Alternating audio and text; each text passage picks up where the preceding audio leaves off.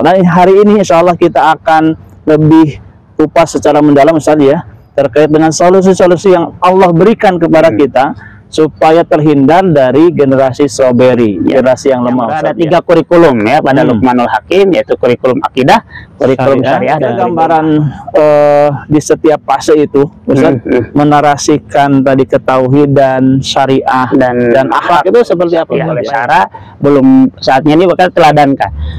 Ajak misalkan anak-anak untuk ini ke tempat ibadah, dan harusnya memang dengan orang tua. Rasulullah SAW sedang menciumi cucu-cucunya yang kecil-kecil gitu ya, seperti itu, menyentuh, mengusap, menciumi. Kemudian ada sahabat yang curhat kepada ya Rasulullah, saya punya 10 anak tapi tidak ada satupun gitu. Ya gimana lagi kalau gak ada kasih sayang. Banyaklah berkisah tentang orang-orang terdahulu gitu ya, para nabi, para sahabat yang memiliki akhlak-akhlak mulia seperti itu.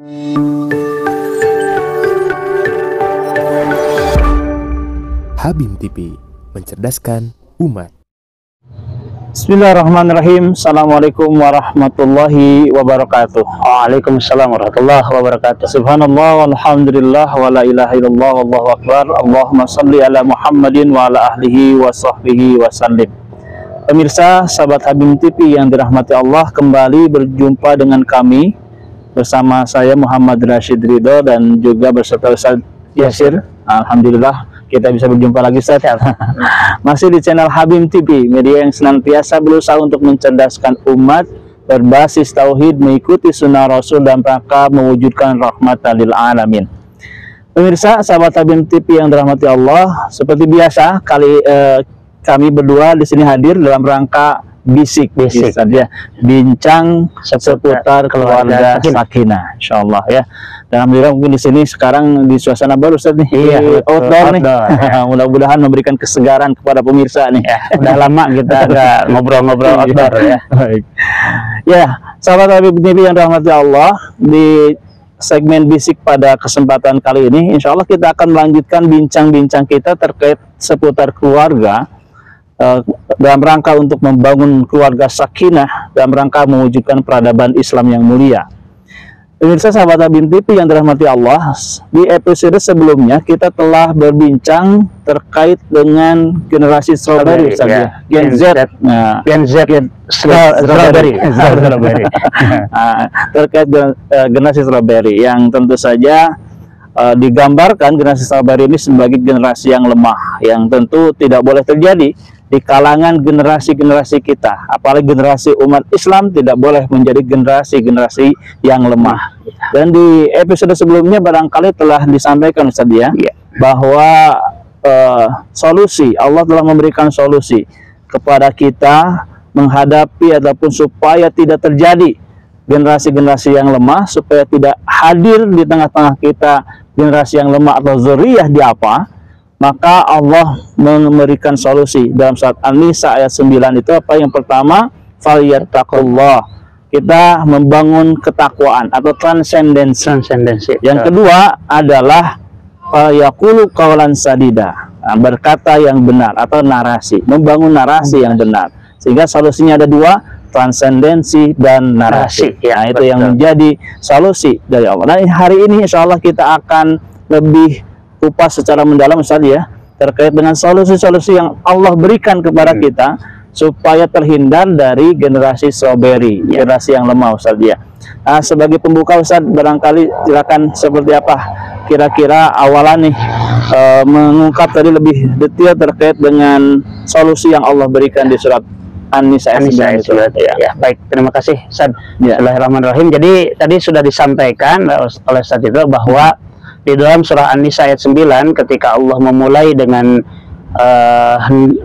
membuat kita harus khawatir tentang lahirnya generasi yang lemah adalah dengan falyataqullah wa yaqulu qawlan sadida, bertakwa kepada Allah, membangun transendensi, dan yaqulu qawlan sadida, ya, berkata dengan perkataan yang benar, yang kemudian memberikan narasi-narasi yang benar. Seperti itu. Memang ada kemudian mungkin ini hal penting juga ya, ada sebuah buku ya, ada sebuah buku, memang penulisnya si orang Yahudi ya, Yuval Noah Harari namanya. Sebenarnya dia membuat buku tentang sejarah singkat tentang manusia, Homo sapiens judulnya.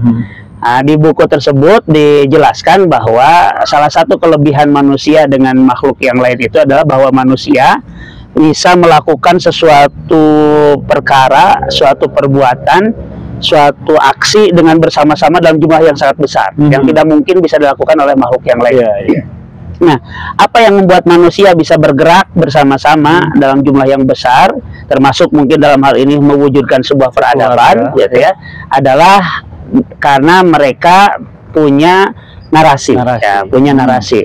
Di buku tersebut mungkin juga ilhami oleh para filsuf yang membahas tentang narasi, ada disebutkan narasi besar dan narasi kecil.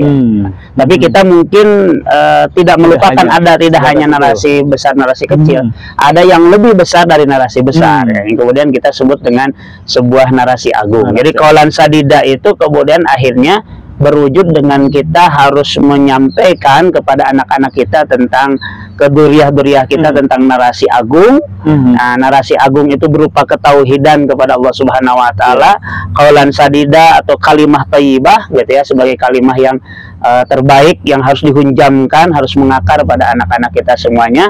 Kalimah thayyibah, kalimah yang baik, kalimah yang agung, sebagai perkataan yang benar, sebagai narasi yang agung, narasi yang agung, ketauhidan kepada Allah Subhanahu wa taala. Lalu kemudian ketauhidan kepada Allah Subhanahu wa taala juga harus kita tunjukkan bagaimana orang-orang terdahulu, gitu ya, baik dari kalangan para nabi, para sahabat, Rasulullah SAW, para sahabat, mungkin para ulama-ulama terdahulu, orang-orang terdahulu, as-sabiqunal awwalun, sebelum kita semuanya, yang menjalankan ketauhidan itu kepada Allah Subhanahu wa taala, dan itu adalah berarti itu narasi besarnya. Jadi apa yang dilakukan oleh orang-orang terdahulu untuk mewujudkan ketauhidannya kepada Allah, gitu ya, visi misi mereka, apa yang ingin mereka tuju, gitu ya, seperti itu ya. Kemudian apa yang mereka gaungkan seperti itu dalam mewujudkan ketauhidan kepada Allah, itu adalah narasi besarnya. Nah, itu kemudian juga ya orang tua sebagai yang terdekat dengan anak-anak juga harus menunjukkan, ya, harus memberikan gambaran dengan qaulan sadidanya, itu adalah narasi-narasi kecil yang dijalankan oleh dirinya, seperti itu, bagaimana menjalankan narasi, mengikuti narasi besar untuk mewujudkan narasi agung berupa ketauhidan kepada Allah Subhanahu wa taala. Dan itu ternyata kalau kita lihat, gitu ya, Allah Subhanahu wa taala mengabadikan orang-orang terdahulu, gitu, yang kemudian memiliki narasi-narasi agung, yang kemudian bisa akhirnya dengan narasi agung tersebut, gitu ya, membentuk generasi-generasi yang kemudian jadi narasi besar bagi kita pada saat ini. Allah sebelumnya mungkin sudah kita bahas tentang, nanti ada beberapa tayangan di Habim TV juga tentang Nabiullah Nabi Ibrahim yang dengan narasi agung ketauhidannya, dia kemudian membentuk keluarganya menjadi keluarga yang kuat, duriyahnya duriyatan qawiyah, gitu, duriyah thayyibah, seperti itu. Bagaimana keluarga Imran juga melakukan hal yang sama dengan narasi agungnya, seperti itu, ketauhidan, kemudian dia kemudian membangun keluarganya untuk melahirkan duriyah thayyibah. Demikian Nabi Zakaria, kemudian kita tahu Rasulullah SAW, kemudian para sahabat juga melakukan hal yang sama. Dan ada satu lagi, mungkin nanti kita akan coba lebih dalam, ada orang yang mungkin bukan nabi, bukan orang-orang yang punya kedudukan yang tinggi, gitu ya, di masyarakat, tapi dia kemudian juga memiliki narasi agung dan dia ingin mewujudkan narasi agungnya itu, sehingga oleh Allah disebut sebagai orang yang memiliki hikmah, seperti itu, yaitu Luqmanul Hakim. Seperti itu mungkin seperti itu. Baik. Ya, pemirsa sahabat Habim TV yang dirahmati Allah, ya begitulah. Jadi tadi ketika berbicara solusi yang Allah berikan kepada kita dalam rangka terhindar dari dzurriyyah di'afa, gitu kan ya, maka diantaranya adalah qaulan sadida tadi. Qaulan sadida yang tadi Ustaz jelaskan, ini terjadi narasi mulai dari dibangun dari narasi agung, narasi besar, dan narasi kecil yang harus kemudian tersampaikan di tengah-tengah keluarga. Karena itu yang membedakan antara manusia dengan makhluk yang lain, ya. Karena punya narasi. Nah, itu yang membedakan kita dengan makhluk yang lain, itu karena ada narasi. Dan itu yang kemudian bisa membangun sebuah peradaban. Sebuah peradaban manusia itu dengan narasi-narasi. Dan begitupun tadi telah dicontohkan baik para nabi juga ketika membangun keluarga itu dengan berbagai narasi, sebagaimana yang di video-video sebelumnya. Dan hari ini saat kita akan coba mengkaji, mencoba mempelajari tentang narasi yang dibangun oleh tadi seorang yang soleh, begitu ya, seorang yang soleh, bahkan betul. di dalam Al-Quran ataupun disampaikan dalam Al-Quran, bahkan disebut namanya di dalam Al-Quran, dijadikan nama surat, dijadikan nama surat di dalam Al-Quran, yaitu Luqmanul Hakim. Ya, insya Allah nanti kita akan berbincang seperti apa gambaran narasi agung, narasi besar dan narasi kecil ini ya Ustaz ya, yang kemudian tersampaikan oleh Luqmanul Hakim. Karena tentu saja Luqmanul Hakim ini juga ya terkenal dengan, ataupun Allah menyitir di Al-Quran ini terkait dengan pendidikan terhadap keluarga terhadap anak terutama ya. Dan ini tentu adalah gambaran kepada kita bahwa yang harus bernarasi di sini adalah para ayah, para bapak yang harus punya narasi. Ya. Nah, gimana gambaran Ustaz terkait dengan narasi Luqmanul Hakim ini, Ustaz? Baik, jadi pertama mungkin kita tadi ya harus tahu bahwa Luqmanul Hakim ini mungkin sosok bapak pada umumnya, bapak pada umumnya, biasa-biasa saja gitu ya. Jadi beliau bukan seorang nabi, bukan seorang yang memiliki kedudukan tinggi, bahkan sebagian mengatakan beliau ini budak gitu, seorang budak. Tapi kemudian keadaan dirinya yang bapak-bapak biasa itu pada umumnya tidak menghilangkan dirinya untuk kemudian memiliki sebuah narasi tersambung dengan narasi agung, ketauhidan kepada Allah, keimanan kepada Allah, dan kemudian bagaimana dia menarasikan seluruhnya itu kepada anak-anaknya. Maka Allah abadikan namanya menjadi nama surat, yaitu surat Luqman, surat ke-31 dalam Al-Quran, dan kemudian ada satu narasi yang kemudian cukup komplit tentang bagaimana mendidik anaknya, yaitu di ayat 12 sampai ayat 19 di dalam surat Luqman. Yang kemudian kalau kita mau kemudian lihat gitu ya, itu kita bisa menemukan ada 3 hal penting.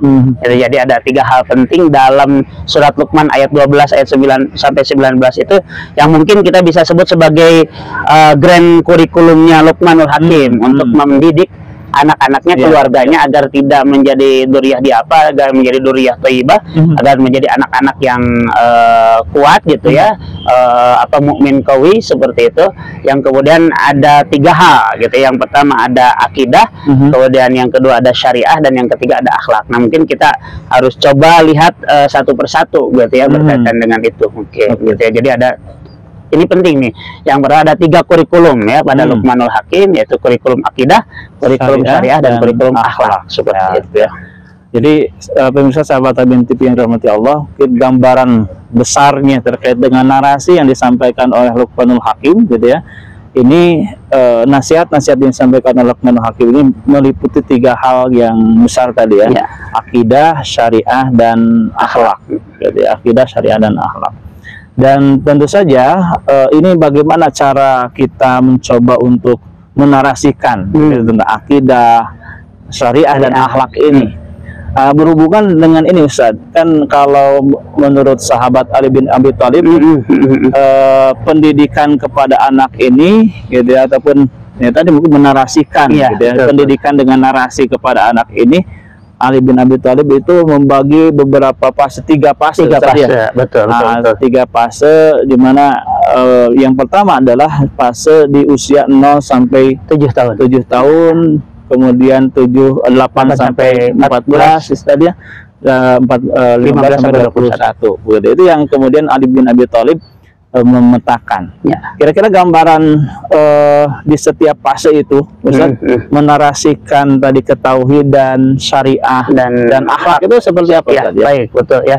Jadi betul. Jadi penting juga mungkin ya dalam kalau dalam kita berbicara tentang kurikulum gitu ya, jadi kurikulum itu juga harus disesuaikan dengan tahapan ya, tahapan tumbuh kembang, tahapan tumbuh kembang anak gitu. Banyak memang ya pembahasan tentang tahapan tumbuh kembang anak itu banyak di berbagai literatur, berbagai teori dan sebagainya gitu ya.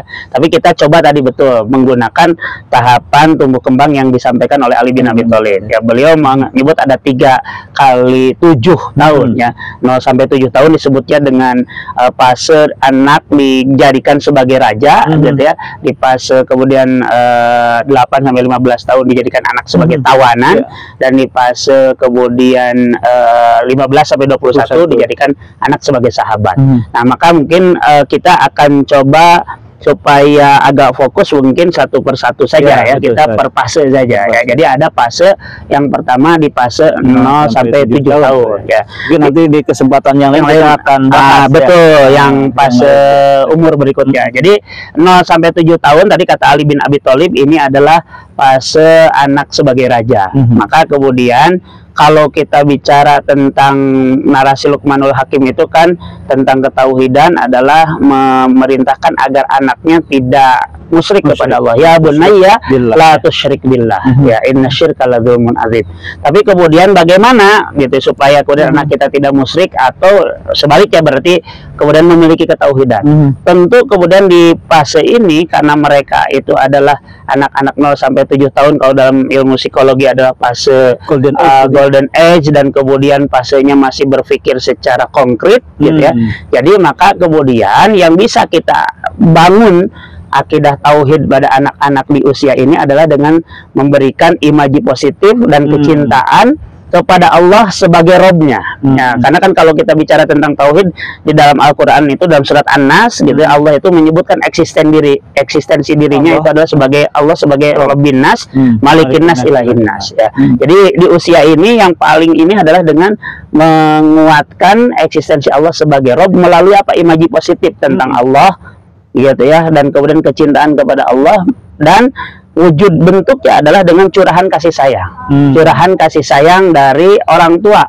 Curahan kasih sayang dari orang tua kepada anak ini, kemudian sehingga si anak ini merasakan betul-betul berada di dalam pendidikan, pengaturan, pengawasan gitu ya, kemudian kemurabian gitu, kemurabian orang tuanya yang merupakan wujud dari kemurabian Allah Subhanahu wa taala.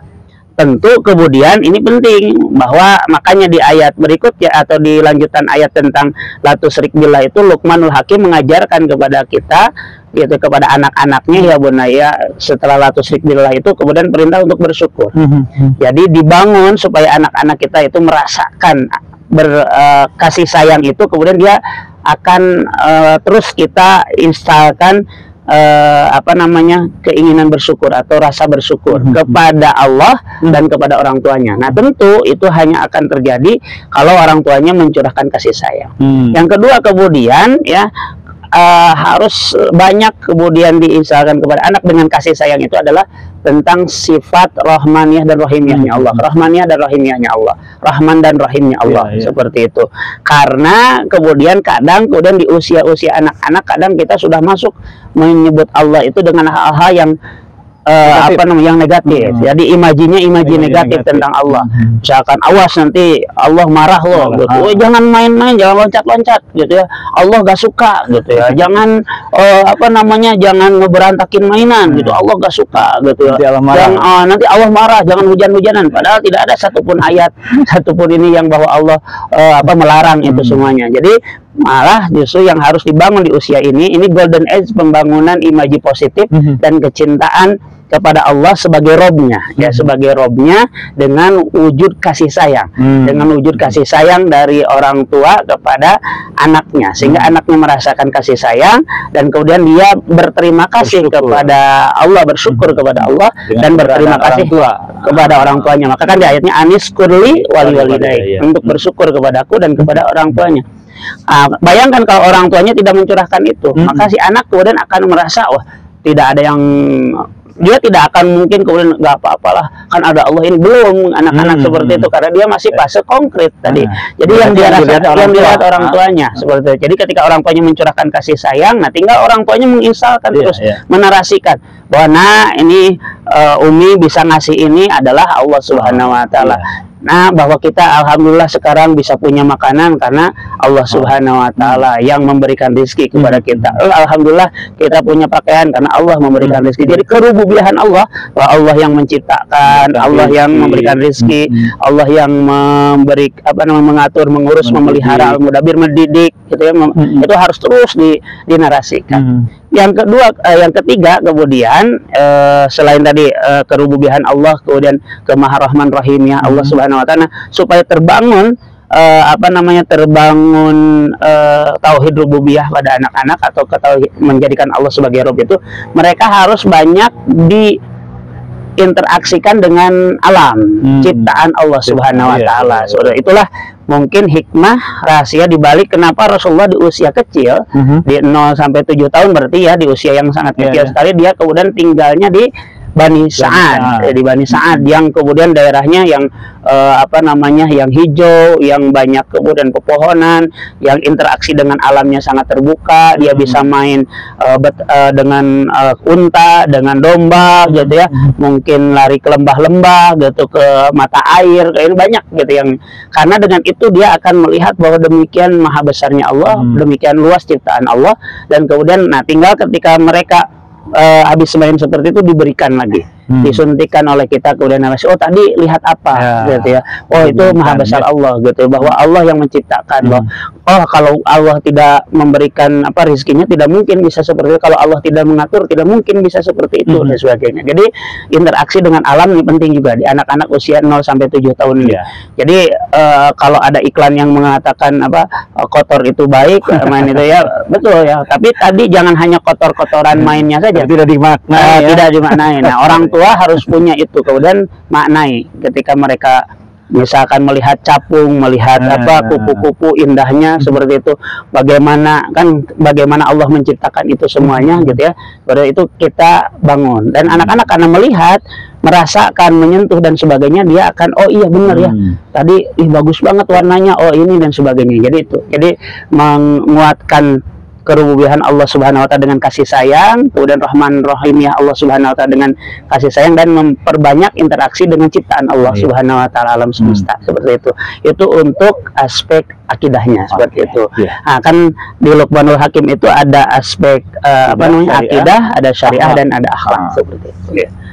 Baik, pemirsa sahabat Habib TV yang dirahmati Allah, ya itu. Jadi cara kita menumbuh menarasikan ya tadi terkait dengan akidah di usia 0 sampai 7 tahun tadi, karena masa 0 sampai 7 tahun disebut sebagai fase konkret ya, tadi bahwa memang yang nyata-nyata lah gitu ya, dan tentu saja satu hal yang paling terlihat gitu ya bagi anak-anak usia 0 sampai 7 tahun adalah orang tua. Betul. Karena belum ada interaksi gitu dengan dunia luar begitu ya. Yang paling pertama dilihat adalah orang tuanya. Sehingga bagaimana tadi caranya para orang tua nih yang pertama kali dilihat oleh anak-anaknya mampu menarasikan ketauhidan gitu ya.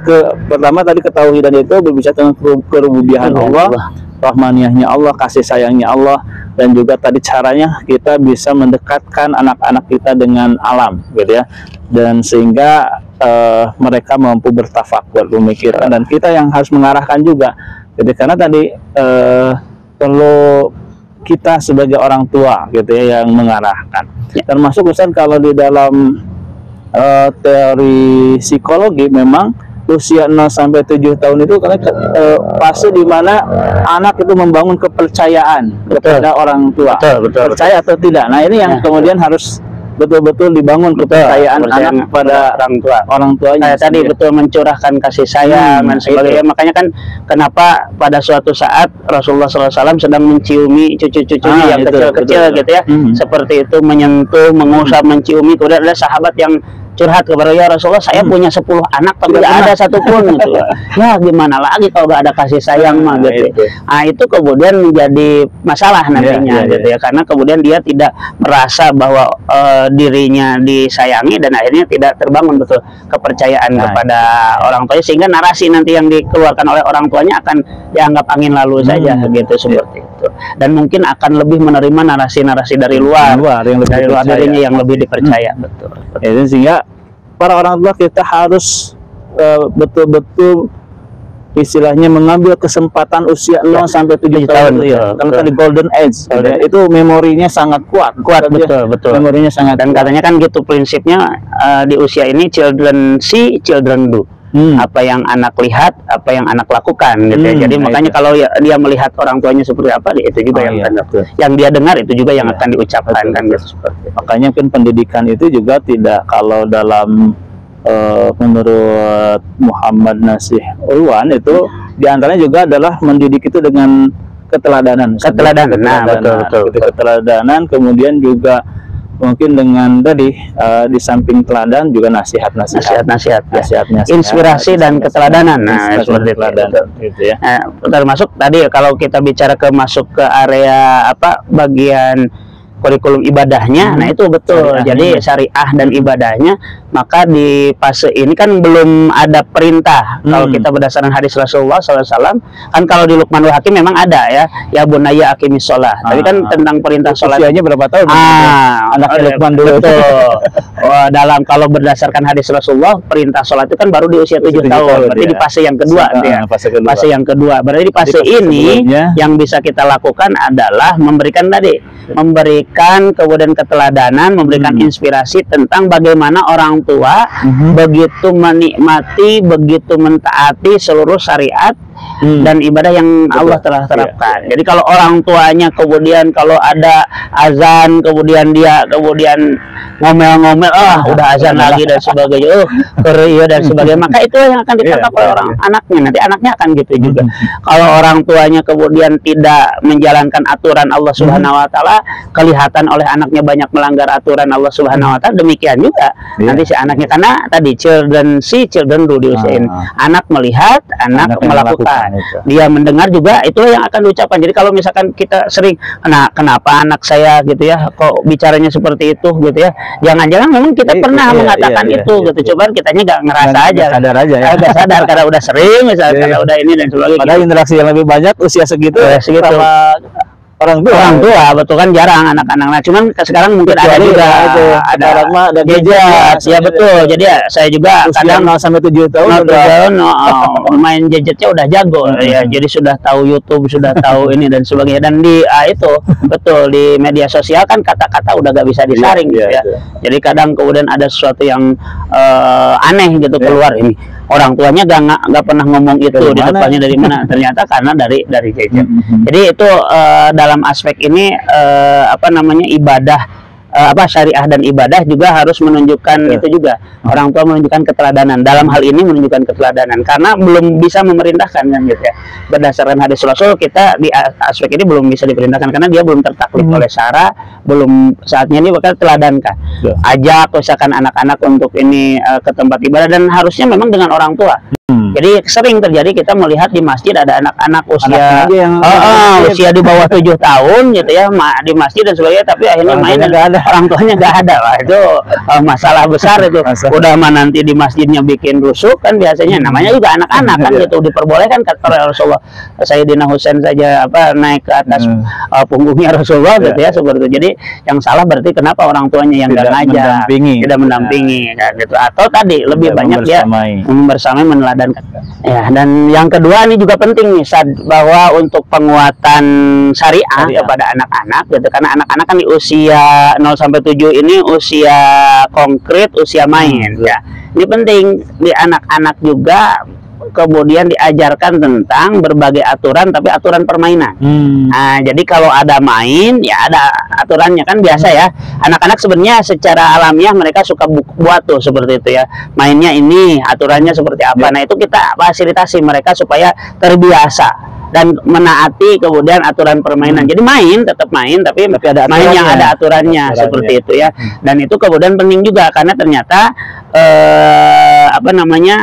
pembentukan ketaatan kepada aturan itu gitu ya, dimulai dari masa kecil dengan mengikuti aturan-aturan permainan. Nah, main aja ininya main, tapi kemudian harus ada aturan ya, seperti itu. Itu mungkin ini jadi memberikan keteladanan, kemudian membersamai anak-anak kemudian untuk melakukan pembiasaan aturan dan ibadah gitu ya, pelaksanaan syariah dan ibadah tanpa ada perintah dan konsekuensi di dalamnya, dan kemudian diajak main yang di dalam mainnya itu ada aturan permainan. Nah, ajak mainnya bisa dengan temannya, ini kan kita main ini nih bareng-bareng, ini aturannya seperti itu.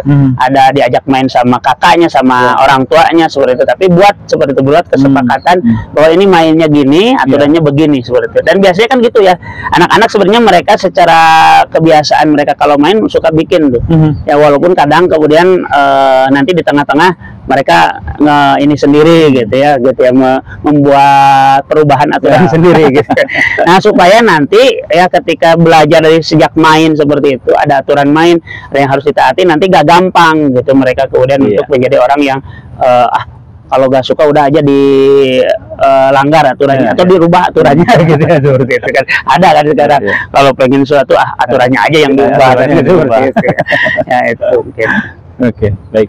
Jadi itu ya untuk penanaman ataupun menarasikan syariah tadi, maka yang harus dilakukan adalah tentu tadi dengan memberikan keteladanan dalam melaksanakan berbagai ibadah dan aturan. Termasuk tadi biasakan juga mengenal aturan tadi, mungkin lewat tadi permainan. Karena juga salah satu cara pendidikan anak itu dengan memberikan hukuman atau mungkin aturan atau memberikan pemahaman konsekuensi ketika aturan ini tidak dilanggar ataupun ketika maka ada konsekuensinya, betul. Dari apa yang dilakukan. Kemudian yang ketiga tadi akhlak ya, betul. Akhlak di level usia 0 sampai 7 tahun ini, kalau dalam proses pembangunan akhlak kan ada 3 tahapan ya, ada 3 hal yang paling penting: memberikan inspirasi keteladanan, pembiasaan dan penyadaran, serta aturan dan konsekuensi. Nah betul tadi ya. Nah yang di 0 sampai 7 tahun ini yang paling penting bagi mereka adalah inspirasi dan keteladanan. Bagaimana ya tadi berarti orang tua kemudian meneladankan kebaikan-kebaikan gitu ya, meneladangkan berbagai hal-hal kebaikan. Misalkan kan di umum juga disebut tuh ya, anak-anak di usia ini harus dibangun misalkan tentang apa magic word, ya, tentang 3 kata ajaib begitu ya. Maaf, terima kasih, tolong gitu, tolong, maaf, terima kasih, seperti itu ya. Nah ini itu tidak bisa kemudian kamu harus gini, enggak, teladankan orang tuanya ketika orang tuanya minta sesuatu, tolong, maaf, ketika salah maaf, ketika anaknya kemudian berbuat kebaikan, membantu dan sebagai ucapan terima kasih, dan spesifik setiap perbuatannya. Terima kasih ya udah nolong Umi, terima kasih ya udah ngeberesin mainan gitu ya. Maaf dong mainannya dibereskan, tolong, dan sebagainya. Itu keteladanan. Kemudian inspirasi melalui, nah ini penting juga, anak-anak ini kan sedang pembentukan bahasa, banyak menyerap informasi dan bahasa dan sebagainya, maka banyaklah berkisah tentang orang-orang terdahulu gitu ya, para nabi, para sahabat yang memiliki akhlak-akhlak mulia seperti itu ya. Jadi berikan inspirasi kepada mereka tentang bagaimana orang-orang terdahulu yang memiliki akhlak yang mulia dan mereka menerapkannya dalam kehidupan sehari-hari. Jadi teladankan kebaikan-kebaikan oleh orang tua, kasih inspirasi melalui kisah-kisah seperti itu gitu ya. Baik, itu pemirsa sahabat Habim TV yang rahmati Allah, ketika kita ingin menarasikan akhlak di tengah keluarga atau anak-anak, maka tadi pertama kasih keteladanan dan berikan inspirasi. Baik pemirsa sahabat Habim TV yang rahmati Allah, kiranya itu dulu yang akan kita bahas, baru 0 sampai 7 tahun. Insya Allah kita akan lanjutkan pembahasannya, bincang-bincang kita di episode berikutnya. Masih di Bisik, mudah-mudahan ini bagian segmen Bisik ini menjadi bagian dari bekal bagi para orang tua, karena tadi ternyata untuk mendidik anak butuh ilmu. Betul. Ya, mudah-mudahan dengan kita menyimak channel Habim TV ini memberikan inspirasi kepada para orang tua, para ayah, para ibu untuk membersamai anak-anaknya, mendidik anak-anaknya sehingga terbebas dari zuriyah-zuriyah yang diapa. Amin ya Allah ya rabbal alamin. Itu yang saya sampaikan. Aku qouli hadza, astagfirullah li wa lakum, billahi taufiq. Assalamualaikum warahmatullahi wabarakatuh. Waalaikumsalam warahmatullahi wabarakatuh.